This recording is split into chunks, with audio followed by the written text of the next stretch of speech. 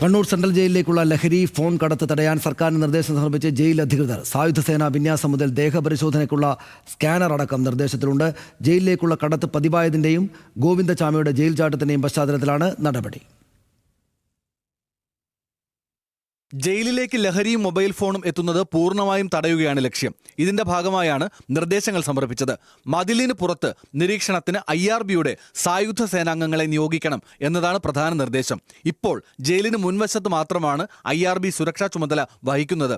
ഇത് ജയിലിന് ചുറ്റുമായി 24 മണിക്കൂറും വ്യാപിപ്പിക്കുന്നതോടെ രാത്രിയിലടക്കം നടക്കുന്ന എറിഞ്ഞുകൊടുക്കൽ തടയാനാകുമെന്നാണ് വിലയിരുത്തൽ. സമാന്തരമായി ജയിലിനകത്തും സംവിധാനമൊരുക്കും. മതിലിനടുത്തേക്ക് തടവുകാർ എത്താതിരിക്കാൻ അകത്ത് വേലി സ്ഥാപിക്കണം എന്നതാണ് മറ്റൊരു നിർദ്ദേശം. ജയിലിനുള്ളിൽ ഉദ്യോഗസ്ഥരുടെ ഫോൺ ഉപയോഗം വിലക്കണമെന്നും ആവശ്യപ്പെടുന്നുണ്ട്.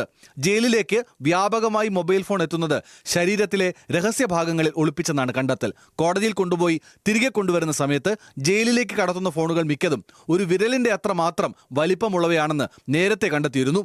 എന്നാൽ ദേഹപരിശോധന നടത്താൻ നിലവിൽ കേരളത്തിലെ ഒരു ജയിലിലും സംവിധാനമില്ല. ഇതിനായി സ്കാനർ സ്ഥാപിക്കുക എന്നതാണ് ജയിൽ അധികൃതരുടെ നിർദ്ദേശം.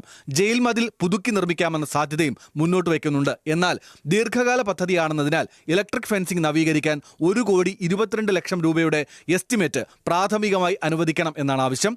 ഗോവിന്ദചാമിയുടെ ജയിൽ ചാട്ടത്തിന്റെ പശ്ചാത്തലത്തിൽ സർക്കാർ നിയോഗിച്ച 2-അംഗ കമ്മീഷനും നിരവധി നിർദ്ദേശങ്ങൾ സർക്കാരിന് സമർപ്പിക്കാൻ തയ്യാറാക്കുന്നുണ്ട്. ന്യൂസ് മലയാളം, കണ്ണൂർ.